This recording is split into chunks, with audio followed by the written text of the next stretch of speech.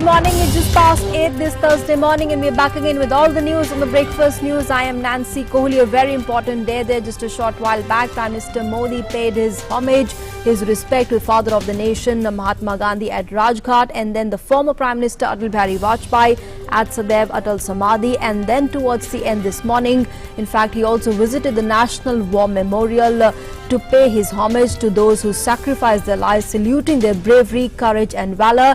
And a very important evening awaits all of us here. In fact, the swearing-in ceremony of Prime Minister Modi takes place. That begins at around 7 this evening. But before that, special coverage, of course, we will be getting you. But first, a look at the headlines. Ahead of the swearing-in, Prime Minister Modi pays homage to the father of the nation, Mahatma Gandhi at Rajghat, also pays obeisance to Atal Bihari Vajpayee at his memorial and salute the country's martyrs at the National War Memorial.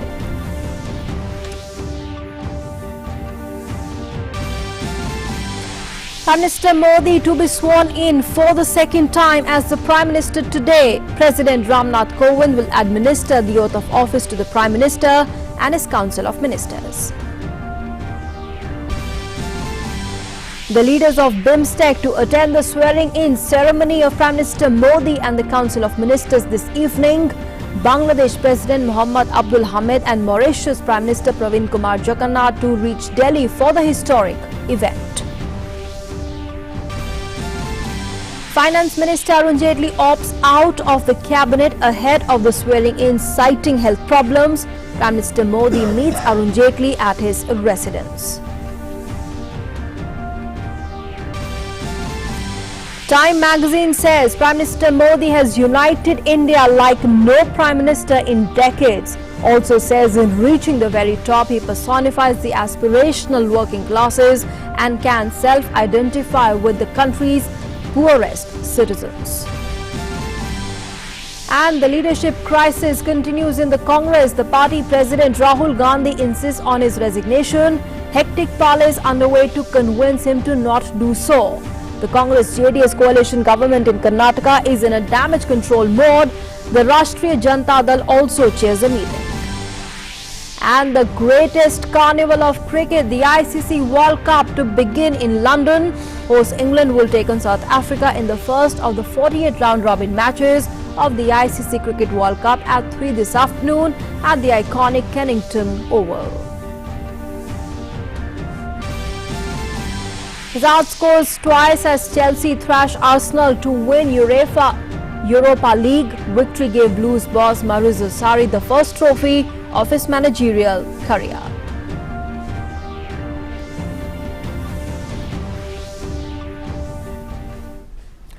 And earlier this morning, a short while back, Prime Minister Modi paid tribute to the father of the nation, Mahatma Gandhi at Rajghat. These are the visuals from there.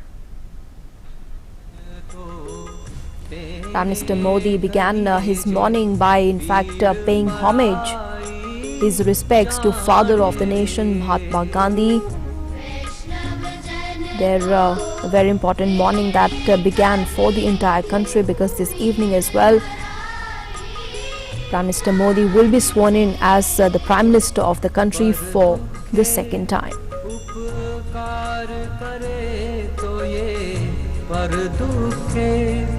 उपकार करे तो ये मन अभिमान ना आने रे वैष्णव जन तो तेरे कहीज पीड़ पराई जान रे वैष्णव जन तो तेरे कहीज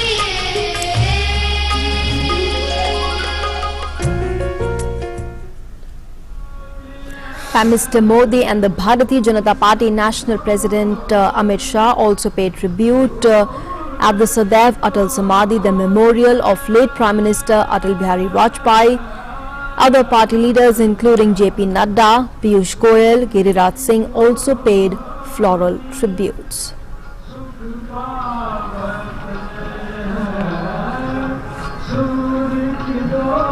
Prime Minister Modi paid his homage after visiting Rajghat.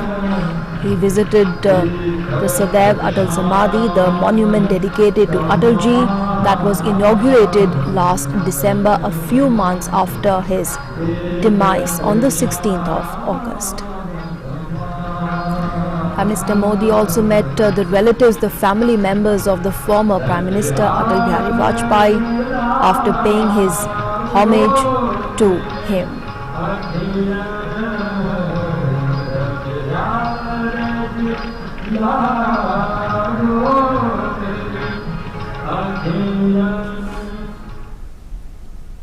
And then Prime Minister Modi visited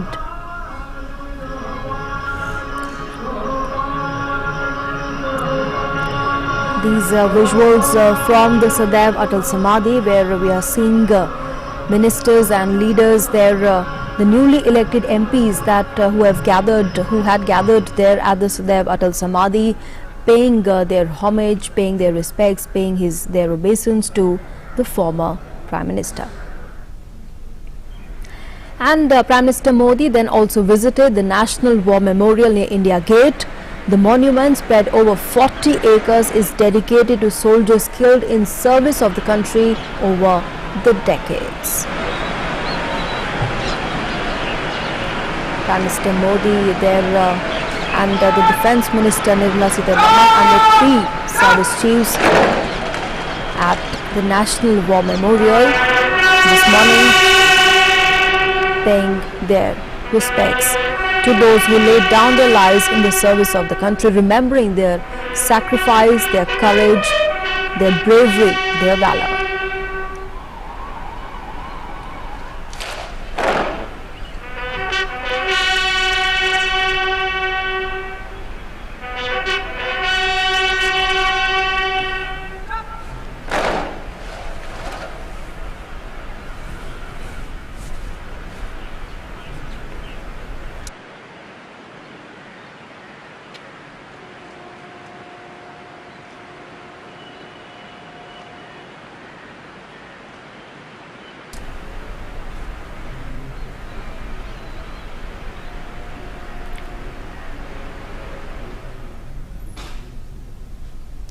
And moving on now, well, a big moment for the country is set to unfold this evening. Rashtrapati Bhavan is all set for the swearing-in ceremony of Team Modi 2.0. Nearly 8,000 guests will look on as President Ramnath Kovind will administer the oath of office in secrecy to Prime Minister Modi and his Council of Ministers. While the guests include the leaders of the Bay of Bengal Initiative, a regional grouping that bridges both SAARC and ASEAN. Here's a report.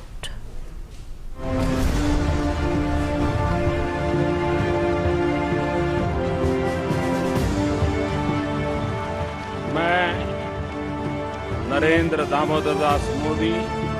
Images of the 26th of May 2014 are all set to be replayed on Thursday. Narendra Modi will again be administered the oath of office of the Prime Minister of India at 7 p.m. after getting an even more resounding mandate in 2019 from the people of the country than the first time around.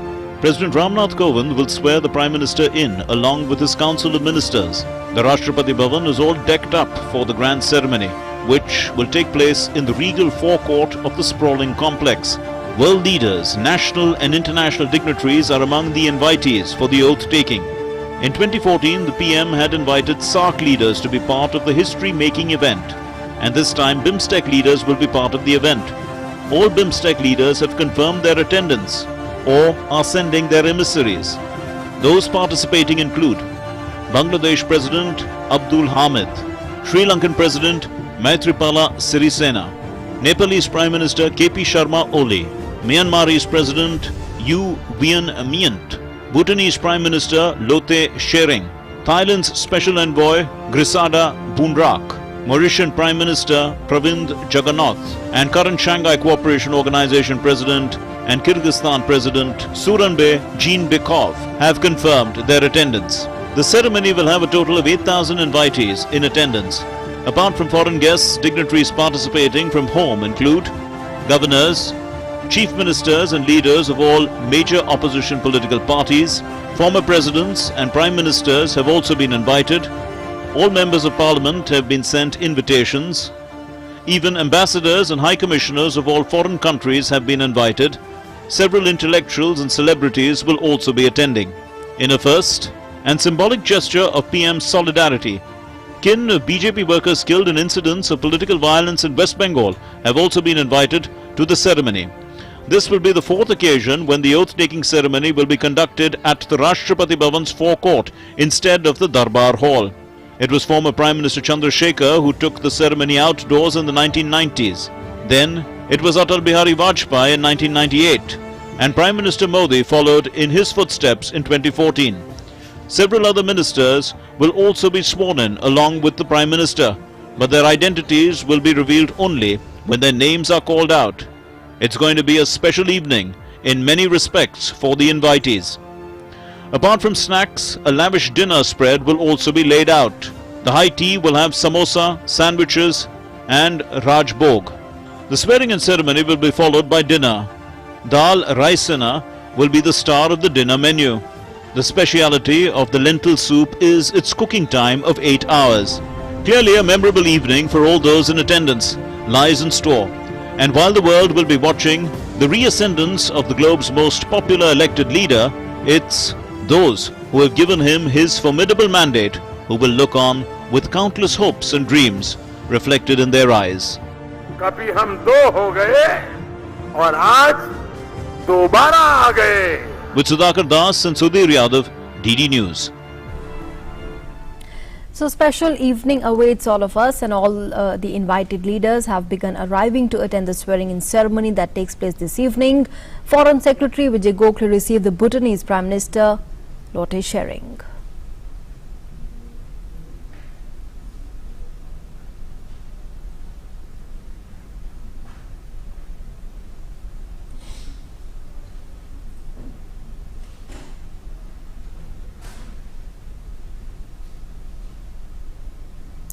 And earlier, Prime Minister of Mauritius Pravind Kumar Jagannath also arrived in the national capital to attend the swearing-in ceremony of Prime Minister Modi, who will be sworn in as the Prime Minister of the country for the second time this evening.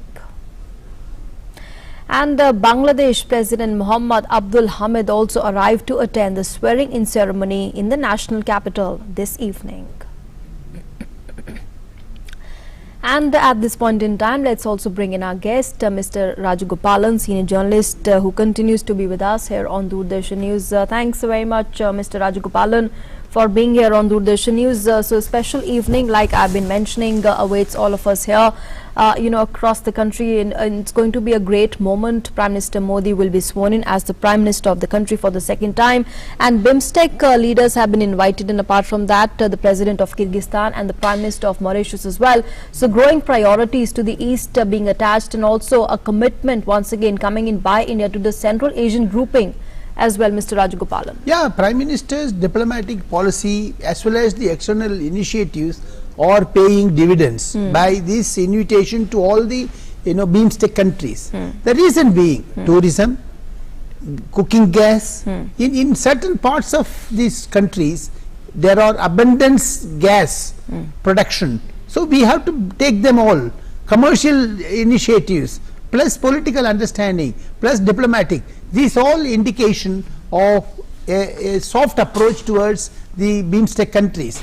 India wants to ensure that we are going to be superpower in another 10 to 15 years. Ensure, do not ignore India. That is the message Mr. Prime Minister is sending to the superpowers, be it USA, be it Russia. My understanding is that diplomacy is playing a major role today in swearing-in ceremony of Mr. Narendra Modi. Right. Whenever Mr. Narendra Modi ensures, if you remember 2014, Mr. Narendra Modi ensured that SAARC nations, he has enlarged it now, SAARC plus, and he has also given a message to the Pakistan, do not take India for granted. Right. You did Pulwama, we did Balkot. That is the Balkot instance kept Mr. Imran Khan away from today's swearing-in ceremony. It is a strong message being sent from India to Pakistan and also to the world leaders. Okay. All right, and like we've been discussing, how this is going to be a very important, evening for all of us. But important day again continues to be tomorrow, Mr. Rajagopalan, because that's when Prime Minister Modi's bilateral meetings will also continue, and that's a statement of intent and also on opening new avenues as far as India's multilateral engagements in the days to come is concerned. Of course, yes, it is going to be one-to-one meeting. They will discuss major aspects. Joint secretary to joint secretary level talks will have already been held. Now it is at the official diplomatic level. Now that will be risen to the political level. Once the Indian delegation meets the foreign delegation with at the Prime Minister's level, it is going to be very important. Foreign Secretary Mr. Vijay Gokhale will be leading the type of discussions with all smaller countries and ensure that they get some political approach. A consensus will be built, and that will be the main reason why Mr. Narendra Modi took it on himself at the top level, at the top political level. At the Prime Minister's level, Prime Minister Narendra Modi wants to understand what the Sri Lanka is facing, immense problem, internal Sri Lankan problems. Similarly Maldives, similarly Bangladesh. And if you understand, Prime Minister's first foreign tour next month, in the month of June, he is going to be attending the SCO summit. These meetings, yes, and high level meetings, and Maldives visit is significant. Prime Minister chose the smaller countries, ensuring that as a big brother, we have to show that we are big brothers to those smaller nations, and we are protecting them from any onslaught by the superpowers. Correct. That is also one major political message, yes, diplomatic one message, big takeaway which Narendra Modi is giving to the world leaders. And then how a deepening of collaboration, of course, we will see by India. What would you say, Mr. Rajagopalan, as far as reaping benefits vis-a-vis trade and connectivity with BIMSTEC countries are concerned? How is that going to be fructified in the days to come? Major BIMSTEC countries, major initiative, of course. Tourism will be the major issue because most of the countries are oceanographic countries and many tourists. For example, if you are a new married couple, Mauritius gives you lot of importance. Similarly, other smaller countries. Yes. Plus the bilateral thing. More than that, the ocean countries, these specific countries have a common one thing in nature about security. India provides them the security blanket from any foreign onslaught. Sure. So apart from that, bilateral things also, business, commercial interest, banking interest. If you have seen, smaller countries have more inputs and investments from Indian businessmen. The smaller countries look for India for major investments. Okay. And inviting the Kyrgyz president as well, because he is currently the chair of the SCO, once again re-establishes India's commitment to the Central Asian grouping. So that is also very important apart from the BIMSTEC countries. Of course, the Shanghai dialogue is important. Look East policy, which India has maintained from the day one about the diplomacy, whether it is whichever government it is, UPA or NDA, foreign policy is same. And that is the reason the Shanghai talks, India gives importance, Prime Minister Narendra Modi gives importance, because with this he can talk to the world powers at a one-to-one level. Okay. And let's also talk in a bit about this morning, Mr. Rajagopalan, very important visits, like we have been showing our viewers as well, to Rajghat and to the Sadaiv Atal Samadhi, and then the National War Memorial. Very strong message, very important message going out to the countrymen, to you and me, and to the leaders who are present here to attend the swearing-in ceremony, that the idols of the country have not been forgotten, and they will never be forgotten. Today, Prime Minister's visit to Mahatma Gandhi statue, Atal Bihari Vajpayee Samadhis, and War Memorial. These three give a clear-cut indication that Prime Minister gives importance nation first. The leader, Mr. Narendra Modi, ensured that paying tributes to Mahatma Gandhi ji and his Samadhi was that inculcate a feeling among the youngsters that he respects, that Narendra Modi respects the elders. That is the reason, madam, if you remember, he went to his mother Yes. From there Then he went to Varanasi. Varanasi. Yes. From there he went to Mr. Atal Bihari this L.K. Advani's house, Dr. Murali Manoj Josh's house. On the top of it, he did not miss an opportunity to see and get blessings from Bharat Ratna Pranab Mukherjee. He went to Pranab Mukherjee's house. Similarly, he has also been in touch with many world leaders.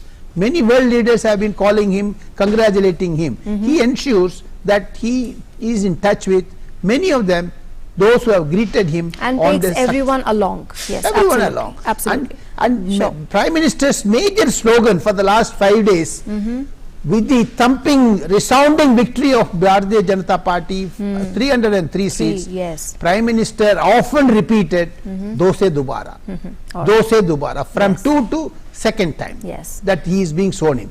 That is the importance. Sure. All right, Mr. Rajagopalan, on that note, we would like to thank you for joining us and sharing your perspective with us this morning. Thanks very much for the moment, though.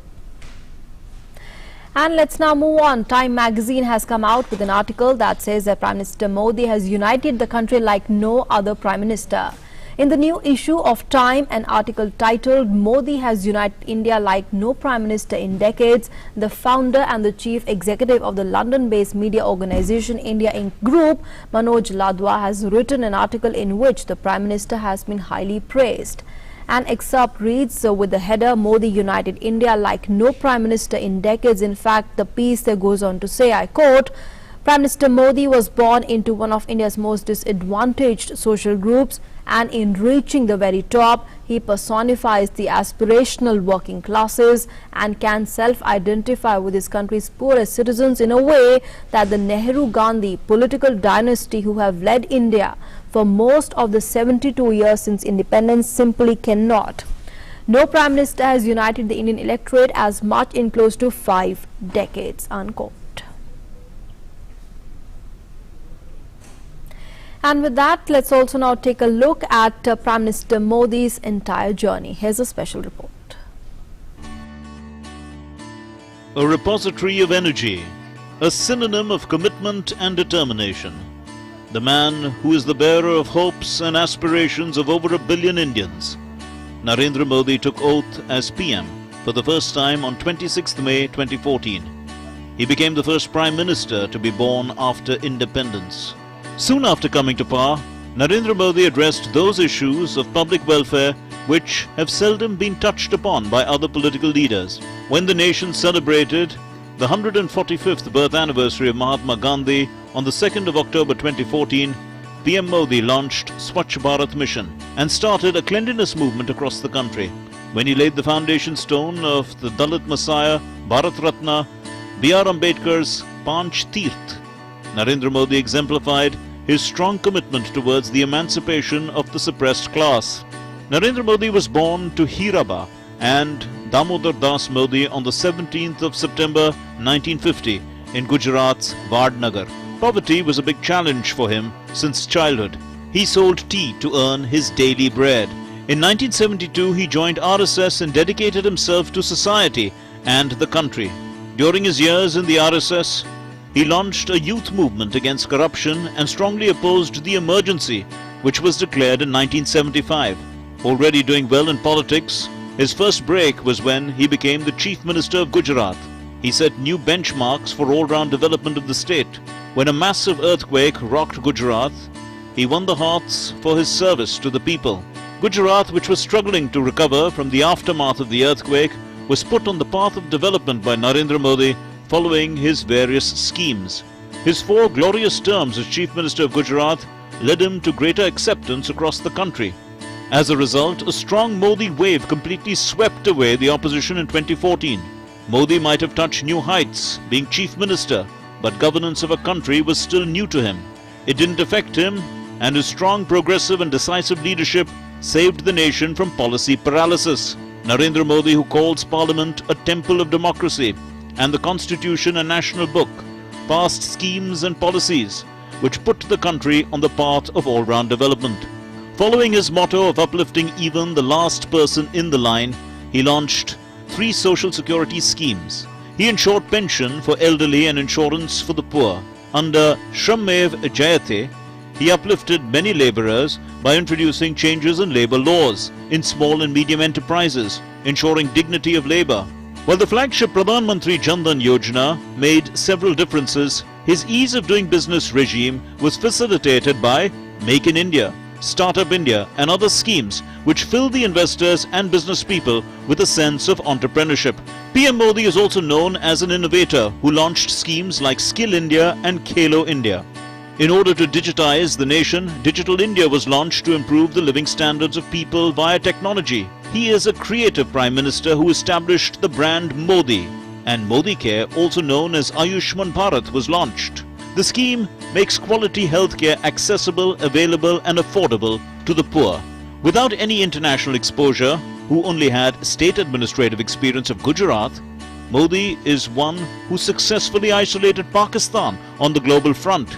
He participated in various international conventions, including United Nations, BRICS, SAARC and G20. With his visits to Japan, Mongolia, China, South Korea, France, Germany, UAE, Palestine, the United States of America, Russia and Israel, a new era of global relationship began. His proposal to introduce World Yoga Day gained huge acceptance and generated tremendous response by the United Nations.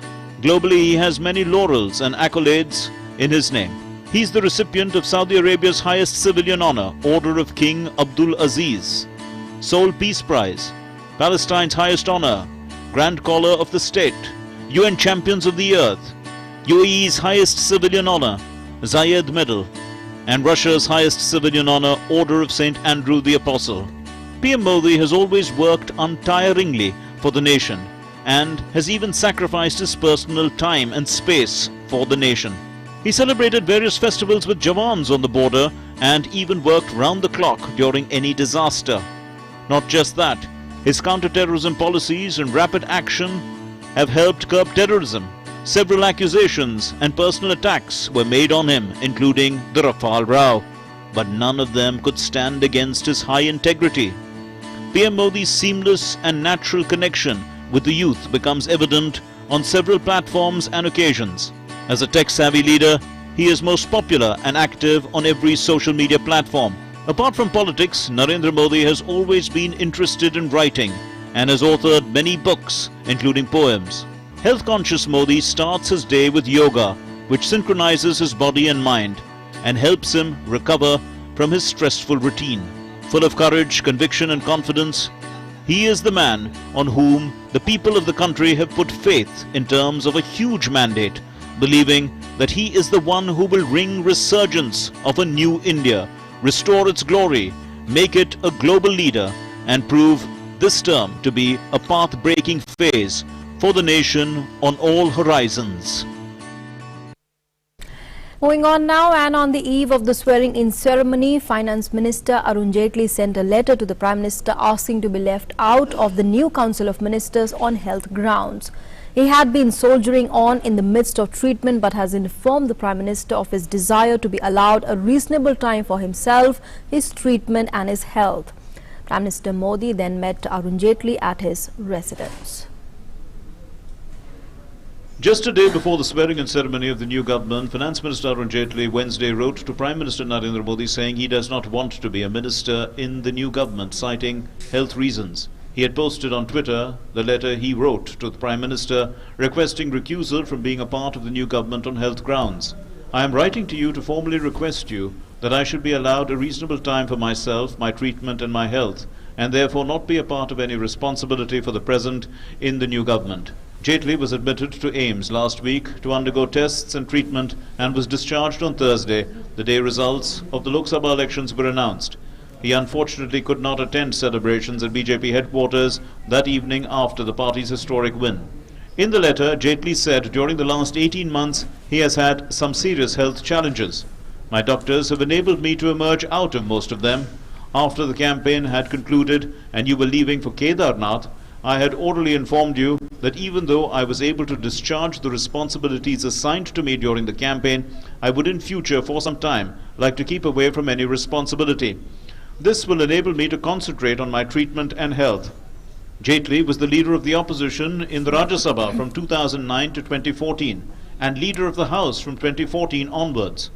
while as finance minister he steered through parliament major economic legislation such as GST, which had languished for nearly 2 decades.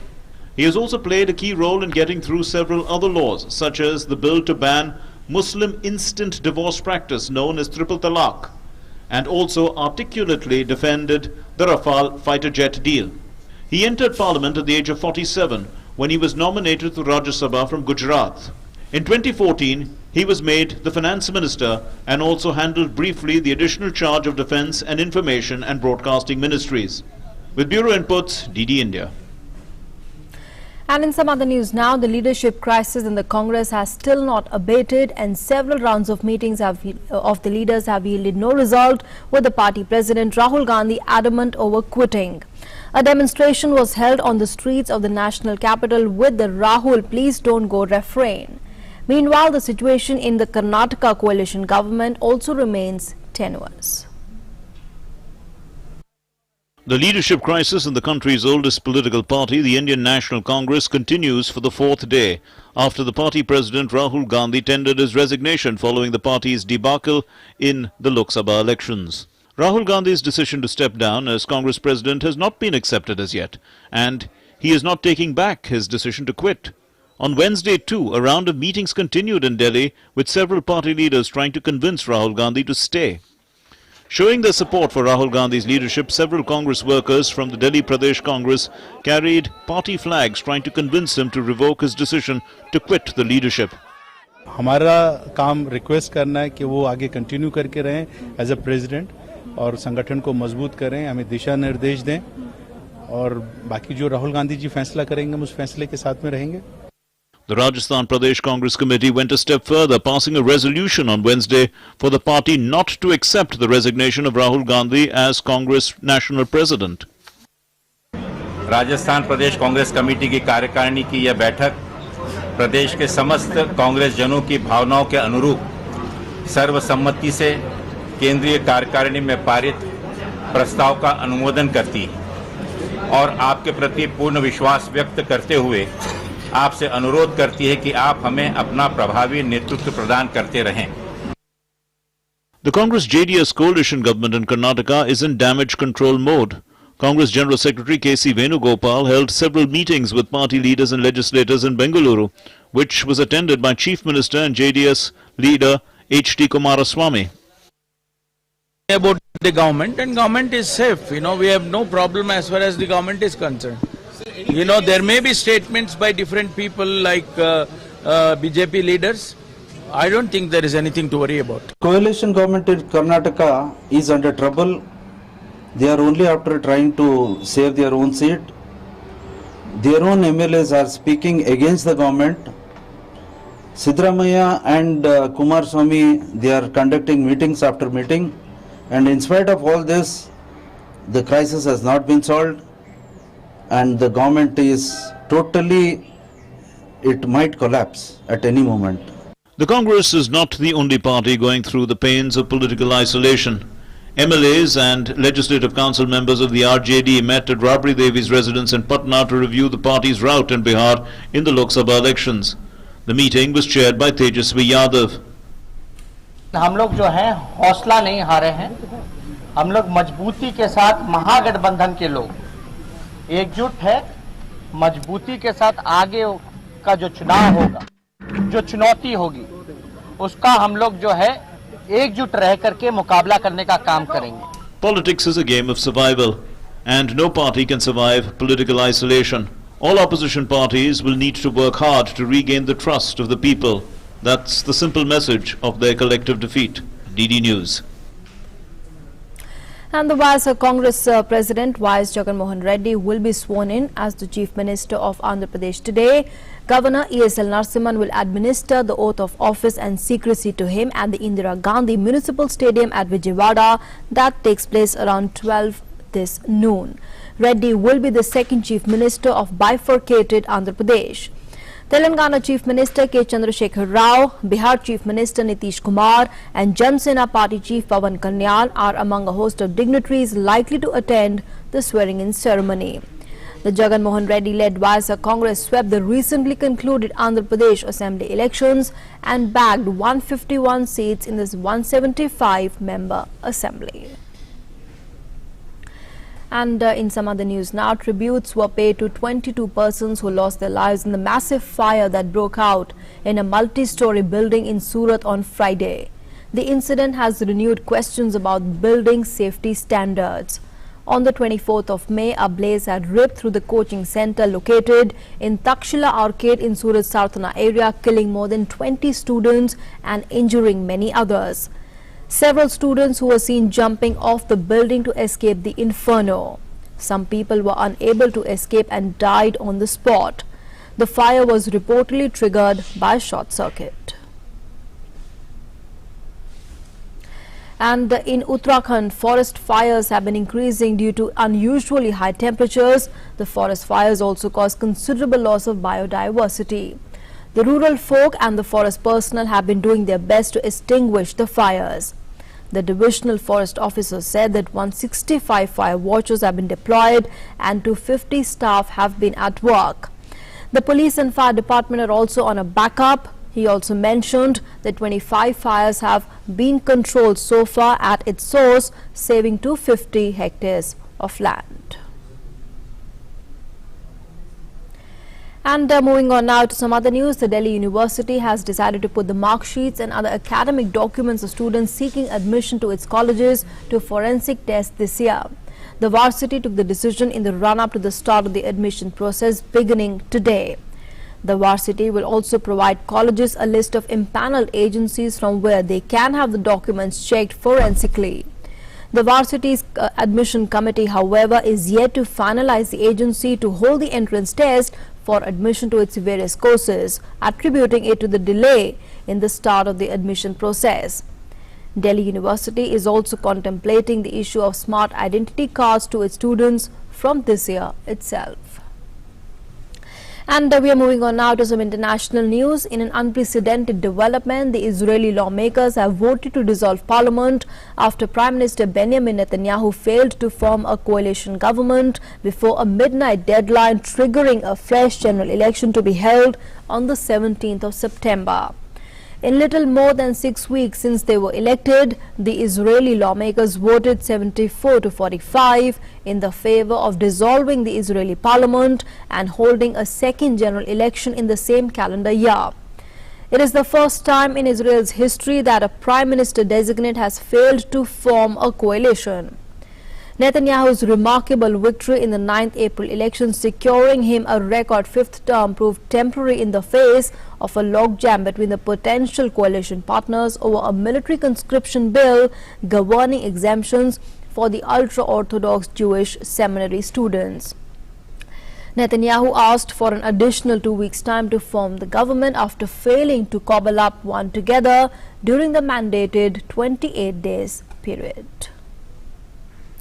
And Nigerian president was sworn in for a second term yesterday at the helm, a country struggling with a sluggish economy and a decade-long Islamist insurgency.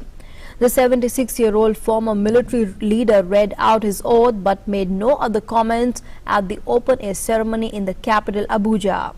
He took 56% of the votes in February's presidential elections after promising to end violence in the northeast of the country, extending the welfare programs and kick-starting growth with a program of road and rail construction.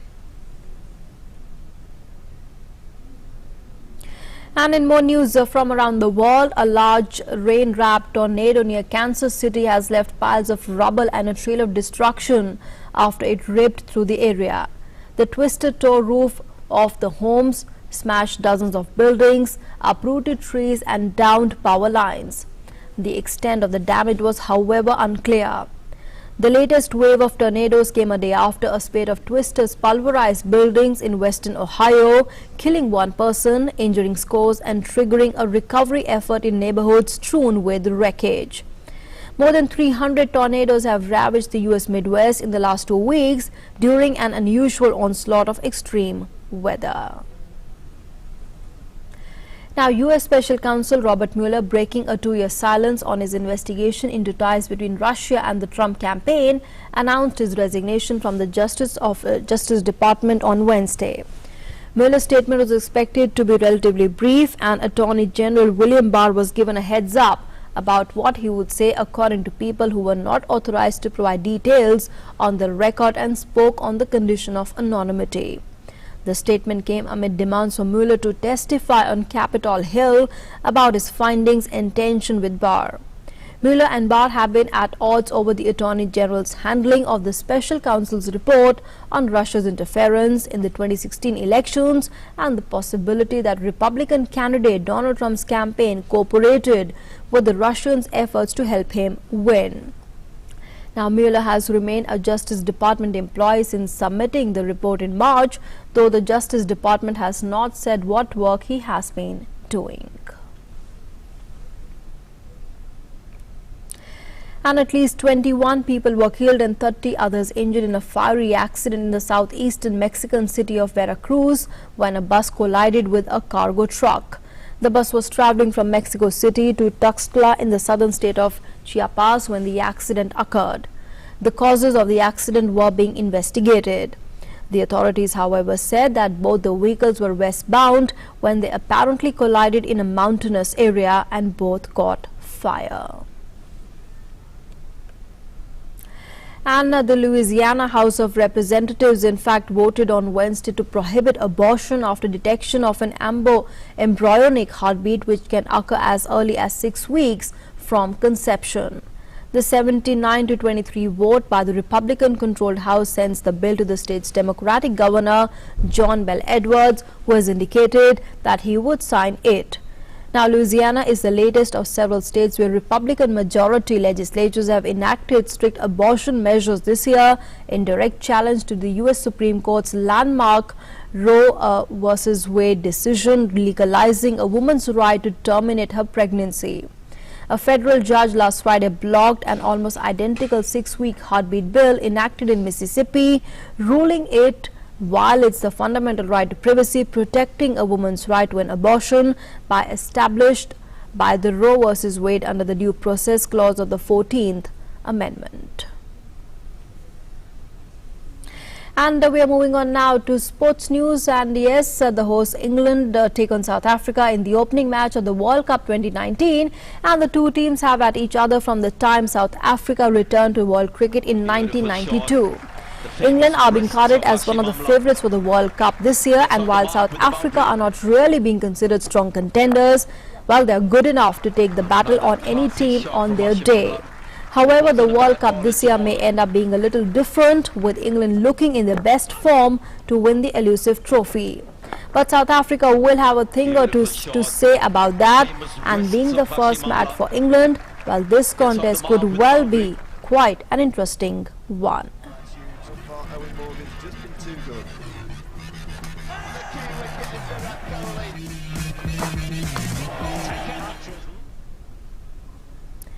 And in more sports news, Eden Hazard scored 2 goals and made another to help Chelsea thump London rivals Arsenal in Baku and win the Europa League. Well, victory gave Blues boss Mario Sarri the first trophy of his managerial career and ensured the Gunners will miss out on next season's Champions League. With only about 5,000 fans from both the sides able to make it to Azerbaijan, there was an eerie atmosphere at the Olympic Stadium in Baku, which appeared less than half full. And that was the surreal setting for a match played 2,500 miles away from both teams' home, and the game itself was devoid of action before the break, before bursting into life early in the second half.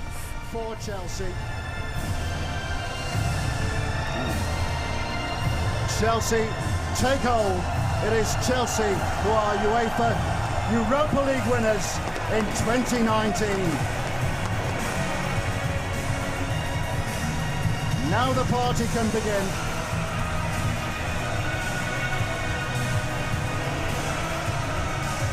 A win for Chelsea, which is... So a lot of sporting action there, in fact, will continue. But for the moment, let's take a look at the significance of this day in history of the day. On this day in 1826, Udant Martand, the first Hindi language newspaper, was published from Kolkata under the editorship of Pandit Jugal Kishore Shukla. On the same day in 1971, the American space probe Mariner 9, the first satellite to orbit Mars, blasted off from Cape Kennedy, Florida. It later transmitted photos of possible riverbeds. On this day in 1981, President of Bangladesh Ziaur Rahman was assassinated in Chittagong.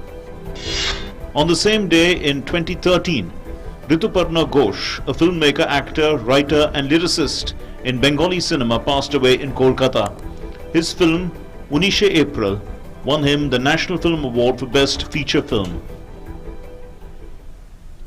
And now a look at the important events for today. Prime Minister Narendra Modi to be sworn in for the second term as Prime Minister along with his new Council of Ministers at Rashtrapati Bhavan. Leaders of BIMSTECH countries will also participate in the swearing-in ceremony. YSR Congress Party Chief YS Jagan Mohan Reddy to be sworn in as Chief Minister at the Indira Gandhi Municipal Corporation Stadium in Vijayawada. The Chief of Naval Staff Admiral Sunil Lanba to retire. He will be succeeded by Vice Admiral Karambir Singh. And let's now move on to our health story of the day. And while today is the World Multiple Sclerosis Day, it brings the global community together to share stories, raise awareness and campaign with and for everyone affected by the multiple sclerosis. Take a look at this report. Multiple sclerosis is the most common acquired chronic neurological disease affecting young adults.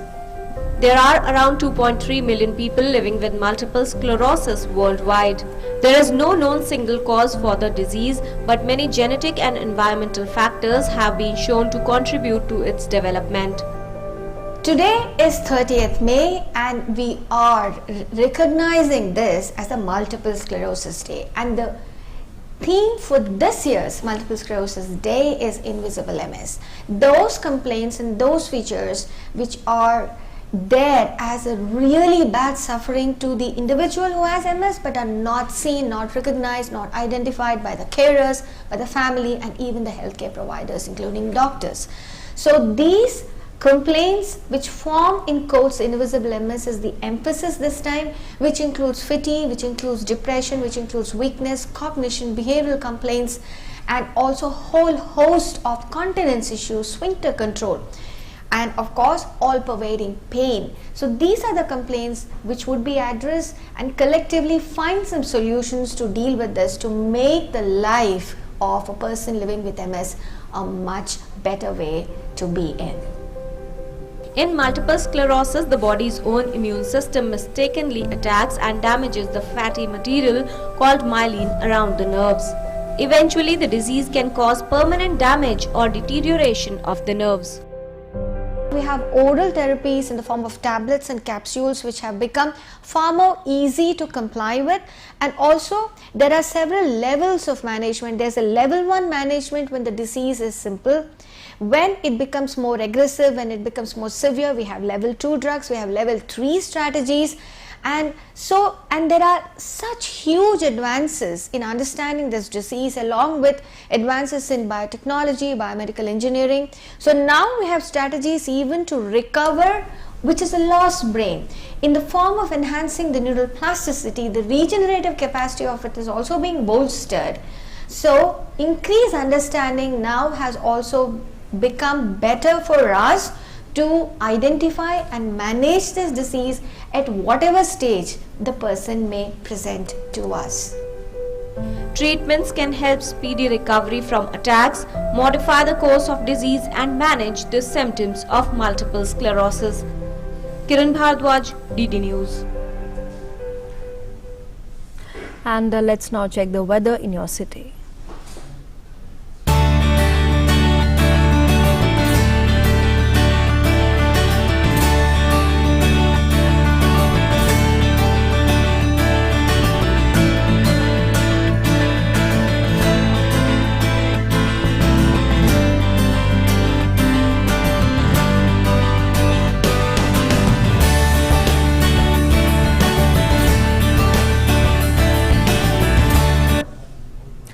And well, that's all we have for you in this edition of the news. But for all the latest news and updates around the clock, you can always follow us on Twitter and YouTube. You can subscribe to our YouTube channel at DD News Official.